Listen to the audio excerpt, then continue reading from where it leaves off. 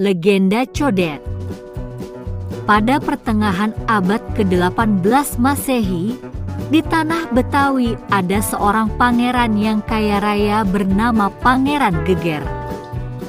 Masyarakat sekitar lebih akrab memanggilnya dengan nama Pangeran Codet karena terdapat bekas luka di dahinya. Wilayah kekuasaan sang pangeran meliputi daerah yang kini dikenal sebagai wilayah Codet di Jakarta Timur.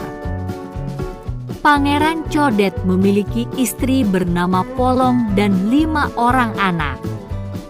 Salah satunya adalah Mamunah yang memiliki paras yang cantik nan rupawan. Tidak mengherankan jika banyak bangsawan yang datang melamarnya. Suatu hari, datanglah seorang pemuda tampan dan gagah perkasa bernama Astawana hendak melamar Mamunah. Astawana berasal dari Makassar, Sulawesi Selatan, tapi ia sudah cukup lama tinggal di Betawi, tepatnya di sebelah timur Condet. Astawana terkenal memiliki kesaktian yang tinggi dan baik hati. Saat sampai di depan rumah Pangeran Codet, Astawana memberi salam. "Assalamualaikum," ucap pemuda itu dengan suara pelan. Belum ada jawaban dari pemilik rumah. Salamnya baru mendapat jawaban setelah ia mengucapkan salam yang ketiga kalinya dengan suara agak keras. "Waalaikumsalam." Terdengar suara wanita dari dalam rumah menjawab salamnya. Beberapa saat kemudian, tampaklah seorang gadis cantik berjalan dari dalam rumah. Gadis yang tidak lain adalah Mamunah itu segera mempersilakan Astawana duduk di kursi yang ada di teras rumah. Teras rumah merupakan ruang tamu bagi rumah masyarakat Betawi. "Silakan duduk, Bang," ujar Mamunah. Setelah itu, Mamunah segera masuk ke dalam untuk memanggil kedua orang tuanya. Tak berapa lama kemudian, Pangeran Codet bersama istrinya pun datang menemui Astawana. "Maaf, anak muda. Anda siapa dan apa maksud kedatangan Anda kemari?" tanya Pangeran Codet. "Nama saya Astawana. Kedatangan saya kemari untuk melamar putri tuan yang bernama Mamunah," ungkap Astawana. Mendengar nama pemuda itu, Pangeran Codet dan istrinya tersentak kaget. Nama itu tidak asing lagi bagi mereka. "Pangeran Astawana yang terkenal sakti itu bukan?" tanya istri Pangeran Codet.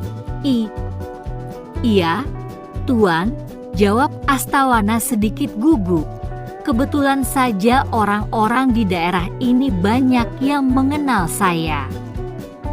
Begitulah sifat Astawana. Meskipun memiliki kesaktian yang tinggi, ia selalu merendahkan. Hal itulah yang membuat Pangeran Codet dan istrinya terpikat untuk menjadikannya menantu. Tapi, semua itu tergantung pada Mamunah. Mereka tidak bisa memutuskan atas kemauan mereka sendiri tanpa persetujuan dari putri mereka. Ketika Mamunah datang membawa minuman, sang ayah pun menyampaikan maksud kedatangan Astawana. "Putriku, duduklah sebentar," kata Pangeran Codet. "Ayah ingin memperkenal kamu dengan pangeran muda ini. Apakah kamu pernah mengenalnya?"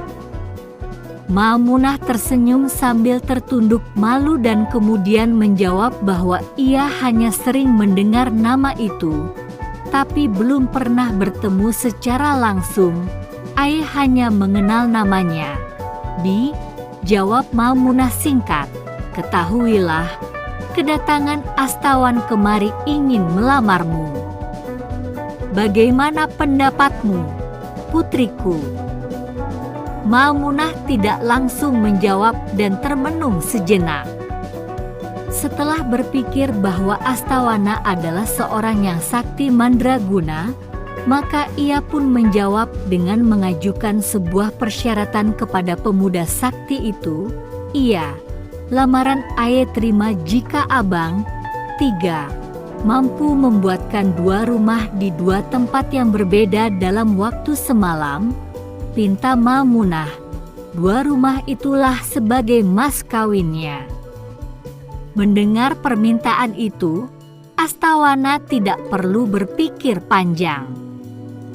Ia yakin mampu memenuhi syarat itu dengan kesaktian yang dimilikinya. Baiklah, saya menyanggupi persyaratan itu, jawab Astawana dengan penuh keyakinan. Ketika hari mulai gelap, pemuda asal Makassar itu segera berdoa untuk memohon pertolongan kepada Tuhan Yang Maha Kuasa.